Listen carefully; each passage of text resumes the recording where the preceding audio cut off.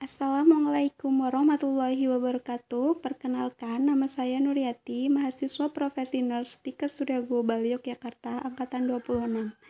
Di sini saya akan menyampaikan edukasi tentang halusinasi. Apa sih halusinasi itu? Halusinasi adalah salah satu gejala gangguan jiwa di mana klien mengalami perubahan sensori persepsi, merasakan sensasi palsu, berupa suara, penglihatan, pengecapan, perabaan, atau penghidauan. Klien merasakan stimulus yang sebetul-betulnya tidak ada. Adapun jenis-jenis dari halusinasi tersebut yaitu yang pertama halusinasi pendengaran atau auditif akustik, yaitu halusinasi yang paling sering dijumpai dapat berupa bunyi mendering atau suara bising yang tidak mempunyai arti. Yang kedua yaitu halusinasi penglihatan atau visual optik. Nah, halusinasi ini biasanya menimbulkan rasa takut akibat gambaran-gambaran yang mengerikan. Yang ketiga yaitu halusinasi penciuman atau olfaktorik. Nah, biasanya halusinasi ini berupa mencium sesuatu, bau tertentu, dan dirasakan tidak enak. Yang keempat yaitu halusinasi pengecapan atau gustatorik. Nah, biasanya bersamaan dan halusinasi penciuman, penderita ini merasa mengecap-ngecap sesuatu. Yang kelima yaitu halusinasi perabaan atau taktil. Nah, biasanya pasien merasa diraba, disentuh, atau bahkan ditiup. Yang keenam, halusinasi kinestetik, di mana biasanya penderita ini merasa badannya bergerak-gerak dalam suatu ruangan atau anggota badannya bergerak-gerak.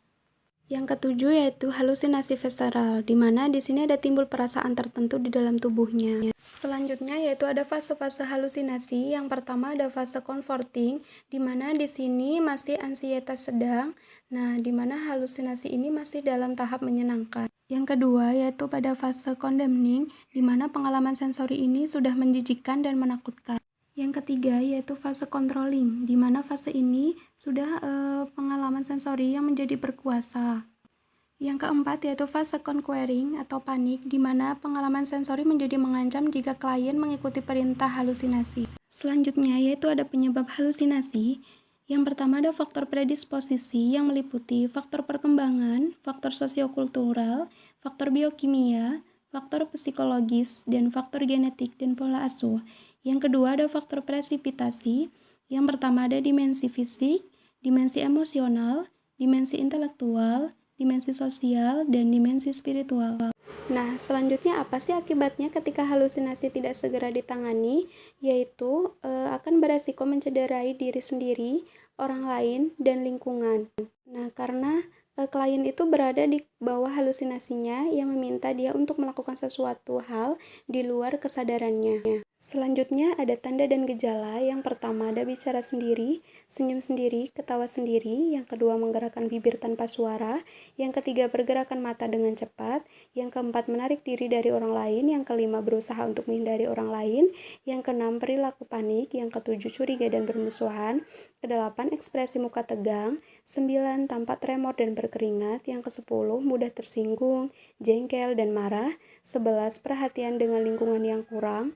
12 tidak dapat membedakan realita dan tidak realita. Yang ke-13 bertindak merusak diri, lingkungan, dan orang lain. Yang keempat diam. Dan yang terakhir rentang perhatian hanya beberapa detik atau menit. Yang terakhir ada penata laksanaan dari halusinasi. Yang pertama ada psikofarmakoterapi, di mana di sini dengan menggunakan obat-obatan antipsikotik. Yang kedua ada psikoterapi, yaitu terapi kejang listrik yang diberikan kepada pasien.